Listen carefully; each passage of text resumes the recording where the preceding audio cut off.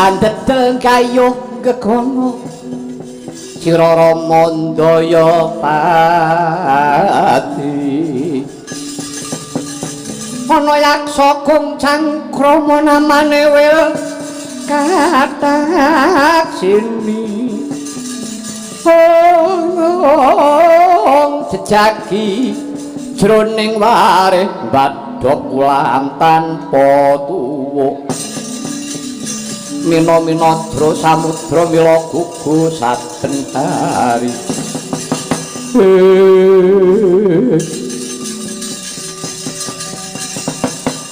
wa patihane lho piye nggih Jayanggada mangger piye sampun daya-daya rumampah keparenga kula badhe miterang sawetawis tinimbang manah kula menika tuwuh tandha pitaken istanipun boten namung kula piyambak nanging sedaya para wanara inggih mekaten kowe arep takon bab perkara apa ngaten wae janipun pelakageng ngalengka kaliyan Sri Rama menika janipun perkawisipun rak namung setunggal rebatan Dewi Sinta nggih boten ya terus lah mongko rikala semanten Sri Rama menika sampun utusan Kakang Anoman rikalanipun Kakang Anoman dinuta dening Sri Rama lho pamiya Kakang Anoman menika mboyong kaliyan Dewi Sinta inggih boten kawratan rak mesti saged tur kuwawi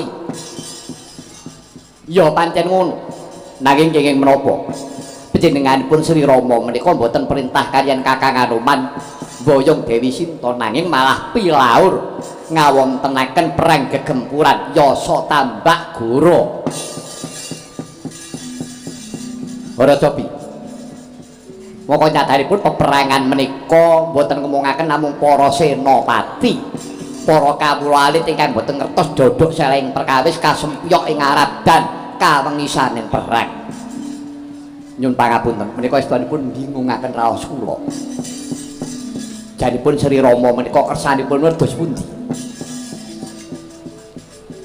ya Jayanggada wonten dawuh nek nggonmu nyawang kuwi mung sak klebatan tekse nggonmu nyawang kuwi ora bebles kanthi pramana tekse nggonmu nyawang kuwi ora tekan ngati mung mbok sawang kanthi mripat ya mung mandeg perkara rebutan Wara Sinta ning jane dudu perkara kuwi lah perkawisipun menapa ngene Sri Rama kuwi ora mung mligi njaluk baline garwa Kyai Wara Sinta kuwi rak mung dienggo srana nanging yektine Sri Rama kuwi netepi marang darmaning urip minangka dadi dutaning adil dinuta kawan Gusti sing gawe urip kadhawan mangrurah satru murka ora ya wujute ya Dasamuka kuwi oh mekaten iya sebab Dasamuka kuwi pakatine wis ora lumrah janma tekse ora lumrah menungso ora coba Dasamuka kuwi karo kakange tunggal rama tunggal bapak siji ibu wiwahe tegel kaliyan sinten karo sedulure lanang Ratu Lokapala Prabu Danapati ya Danaraja iki kakange diluruki negarane dibedah kawulane dipateni kabeh perkarane apa semelan nek Dasamuka iki kungkulan kondange ora mung sepele to ngaten iya kejaba kuwi kelingan apa ora sedane Kang Ramamu sedane bapakmu Resi Subali kuwi ya saka ndugale Dasamuka lho kok ngaten mangger iki dados Kanjeng Rama Resi Subali iya menika sedanipun sedane ya saka penggawene Dasamuka nalaripun dos pundi nalare mengkene biyen kuwi Dasamuka kuwi teluk karo bapakmu Begawan Subali sebabe apa bapakmu Resi Subali kuwi duwe aji Pancasunya Panca lima sunya tekse sepi jroning sepi kuwi ana daya atmaning jagat lima bumi geni banyu angin kang kawengku dening swasana kuwi yen to diesti dadi kekuatane murid ning kuwi dudu urip lho nggih kula sampun ngertos nah rikala semana Rahwana kuwi meguru kelawan bapakmu Resi Subali diparingi aji Pancasunya kuwi nggih lajeng lah bareng dheweke wis entuk aji Pancasunya Dasamuka mikir arep aku ki duwe aji Pancasunya nek guruku jek urip ora urung aku kalah karo guruku nek ngono guruku kudu mati ya kelakuan piye kok terus Dasamuka kuwi gawe reka daya bapakmu Resi Subali didu karo pamanmu Sugriwa pawadane apa sing kanggo jalaran ibumu Dewi Tara maka rikala semana Dewi Tara kuwi digarwa dening pamanmu Sugriwa gawe reka daya jarene Dewi Tara kuwi ora tresna karo Sugriwa ning tresnane karo Subali lah banjur kaya ngono kuwi dikira apa kuwi yen to Sugriwa iku ora tresnane maka jane ora ngono lah bapakmu Resi Subali nesu muring-muring jaman semono pamanmu Sugriwa dipiloro nganti ditangsanke ene nggon asem dampit wit asem kembar mepet kuwi pamanmu Sugriwa disawake karo bapakmu Subali kecepet ene asem dampit mau bengok-bengok nganti pirang-pirang dina lah kapinujon Sri Rama kuwi lelono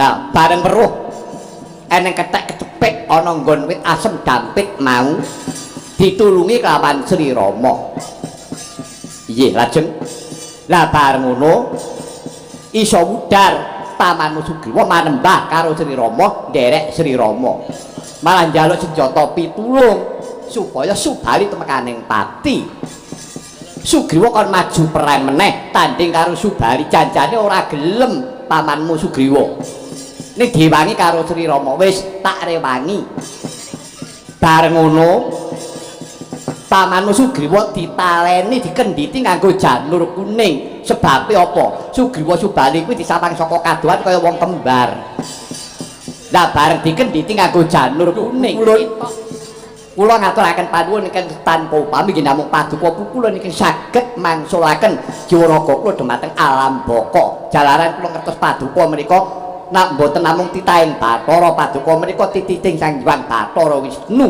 beja kemayangan pejah kula awisake dipun untapaken dening Sang Hyang Bathara Wisnu bapakmu sedo lah kuwi gunggung kumpule sapa sing gawe perkara kuwi tak Dasamuka to wah, dus tenan nek ngono Dasamuka.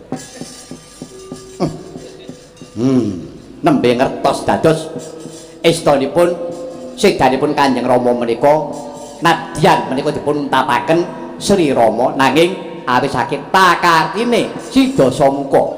Mulane kuwi aja tida-tida ya. Nggonmu tumandang gawe iki ayo bareng-bareng. Aku karo kuwi dudu nderekke Sri Rama ni nderekke Pukul Cangkang Bathara Wisnu dutane ngadil. Yo Kakang Anoman yen to pancen wis aja seneng rasane ngadil.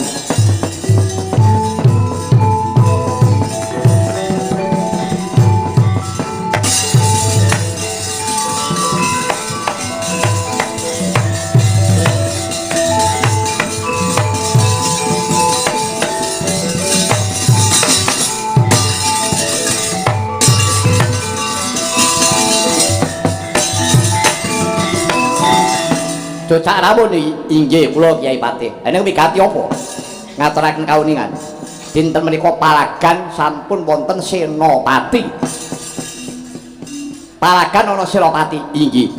Sapa sing demen dadi senopati? Menawi mboten klentung manut sumbaripun putra Ngalengka. Inggih menika Raden Indrajit sak kadangipun. Yo, tiwas kebeneran. Jaya nggoda Raden Anoman. Lan Risa Karwaja lawan kapi anggeni kapi liman desti tatanan barismu dewe-dewe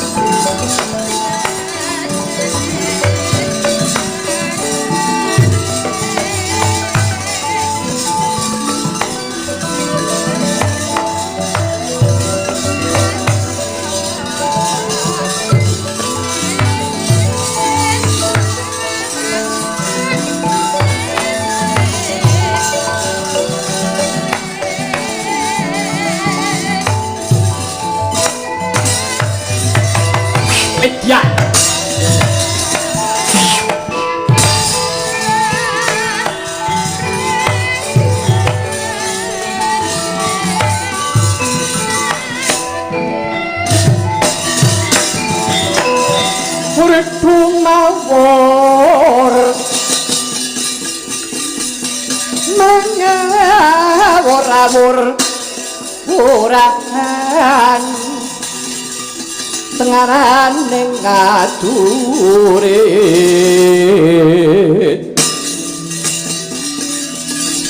kana guru kangsa tatekaya tuwa war pantri sing turangga hesti rakata ingkang bodol layu sepi wah ora pangling ketek ulese kembang duren Wijaya Godhong ora tedeng kali-kali wis ngerti karo aku wah apa karo kowe banget aku bodoh kowe biyen ya tau dadi dutane Sri Rama rikala semono kowe nyidra makutane Kanjeng Rama Prabu Rahwana ya ngono ora iya pancen bener kowe anak Dasamuka ya Raden Trinitra minggato Jayagadha aja gawe teking negara Kalengka gelem minggat yen tak iso nyangking ndase Dasamuka iblis parah kowe wanu-wanat nyangking mestakane Kanjeng Rama yen anake lanang isih urip tangih lamun bisa gepok singgel kuncane Kanjeng Rama caket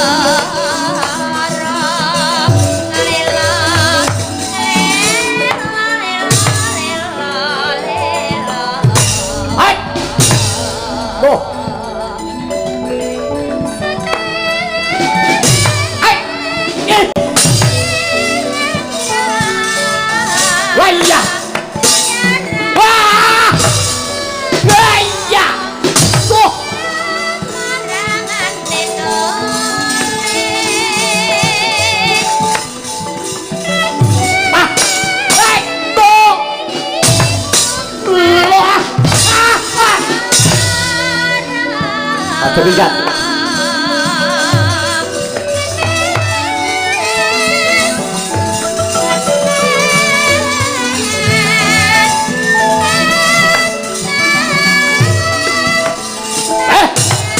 Wayai, wai ah, wai un, iya an, wai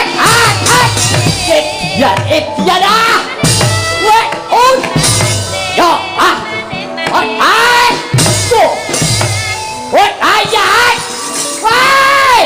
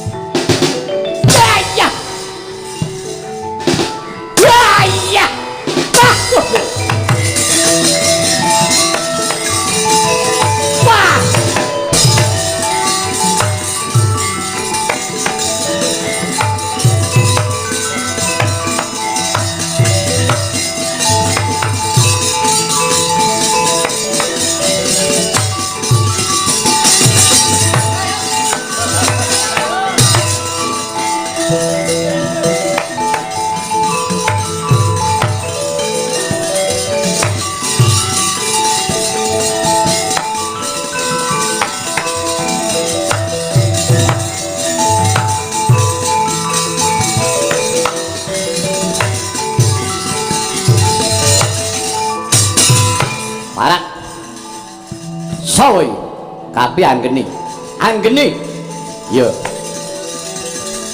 sapa Dewantaka munyo elek endi ratumu rasah nyumbare ratuku gedhi bali wae urung karo menang ora kena digawe becik kowe tuh ai oh kayo Edian wayah woi ae oh ayah what no yo ah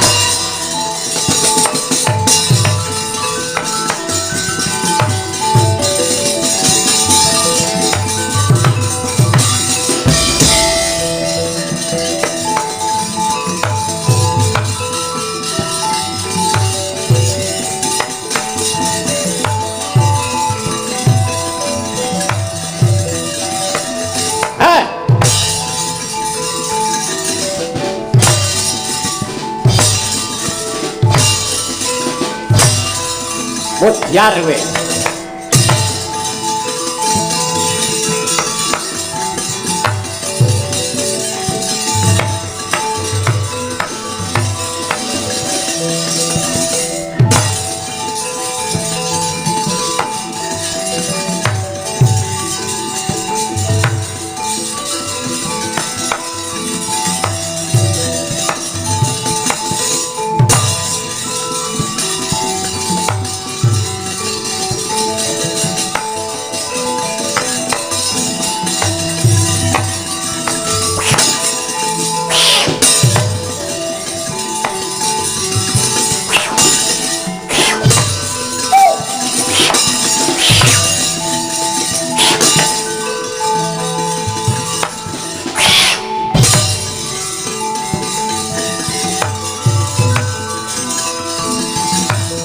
Ayo amuk Suramarata jaya merat. Apa iki? Aduh. Itu. Alah dekku. Pah.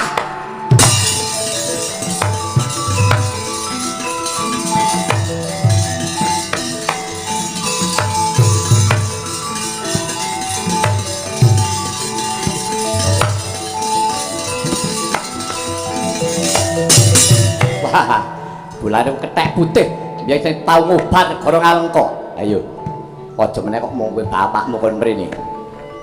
Bapakmu kok rak rajang-rajange. Wah, kurang ajar ya.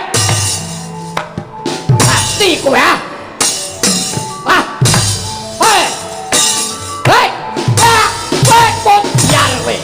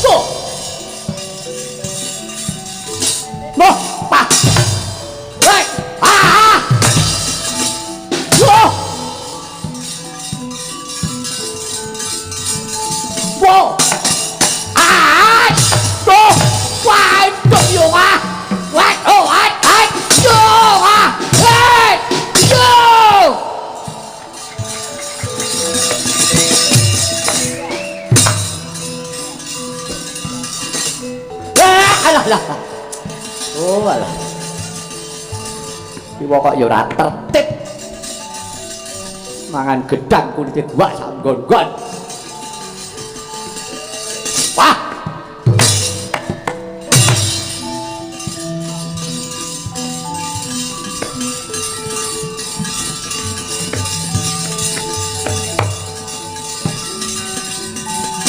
Ah.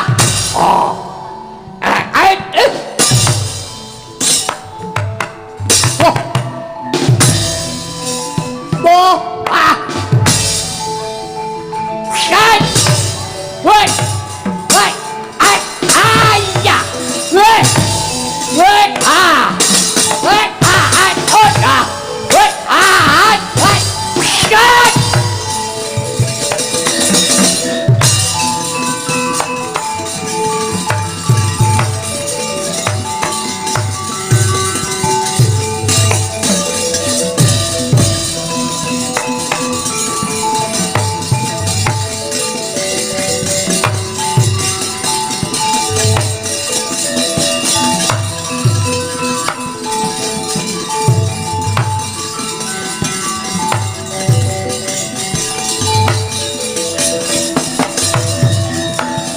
Supaya asinipi Jojo bang ngawi ngawi netra kocak ngundarandir tanani rombranang pindo kembang ora waridang toblas wah kethek putih sing jeneng Senggana Anoman kuwi biyen mula pancen gegirisi iki pambayun ngalengka Raden Indrajit ayo nono kridaku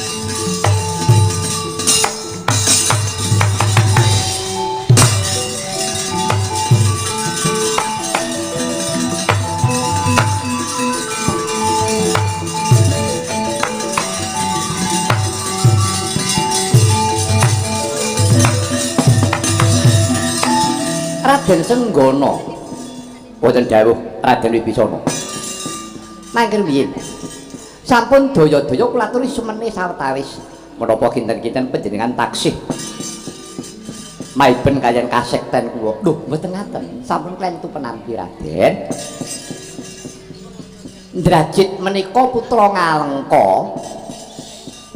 menika nggadahi pusaka sarta andel-andel ingkang gegirisi kula mboten ajri menika mboten perkawis kendel utawi jirih nanging kula ngeman sampun ngantos nganipun Raden Senggana menika mangke ngantos kecurnan saking pakartinipun Indrajit keparipun sak menika ngaten kemawon pastur enggah Indrajit badhe kula panggih langkung rumiyin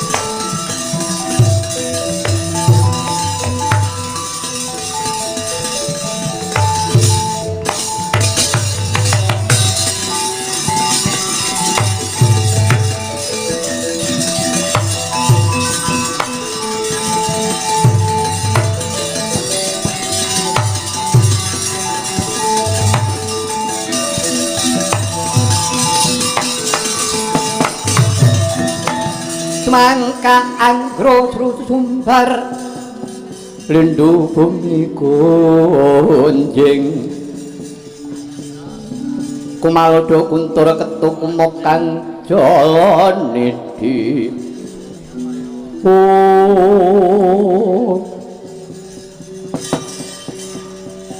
nah kecekel saiki iki wong baleo nadyan kowe kuwi bapa pamanku kowe pepundhenku nanging kowe mbalela dina iki kowe melu mungsuh ing atase kowe golek mukti wae adol bangsa karo negara ngremehake negaramu ngremehke bumi kelahiranmu putraku nggih wong bagus Indrajit ya sakarepmu kabeh kuwi mau gumantung ana panemune sowan-sowan aku mbok anggap wong balela ya ora apa-apa nanging nggonku ninggalake bumi Ngalengka sabab aku iki mbela bener kelawan adil Lan maneh kok nganti mbok rewangi kowe adus keringet kaya ngono kuwi Ndrajit. Sing mbok belani sapa? Sing tak belani Kanjeng Rama Prabu Rahwana. Aku iki putrane Prabu Dasamuka. Ora dalah. Kowe nyatane kowe durung ngerti ya sakarepmu. Ndrajit, yen kowe kena tak elekake, kowe aja banget-banget tuku manembah kelawan Prabu Rahwana. Kowe aja nganggep yen to Dasamuka kuwi bapakmu. Ayo, kowe ngerti apa durung? Jan Ndrajit iki anake sapa? Lho. Kowe kuwi aja ngolak-alik perkara sejarah. Aja ngingar-ngingerke berlaku sejarah. Ndrajit iki putrane Prabu Dasamuka. Yo, kuwi tumrape wong sing ora ngerti. Kuwi pancen anake Prabu Dasamuka nanging yen to pancen sing nekseni perkara Ndrajit kuwi aku. Mula janjane kowe kuwi dudu putrane Prabu Dasamuka, nek kowe iki anake Gunawan Wibisana.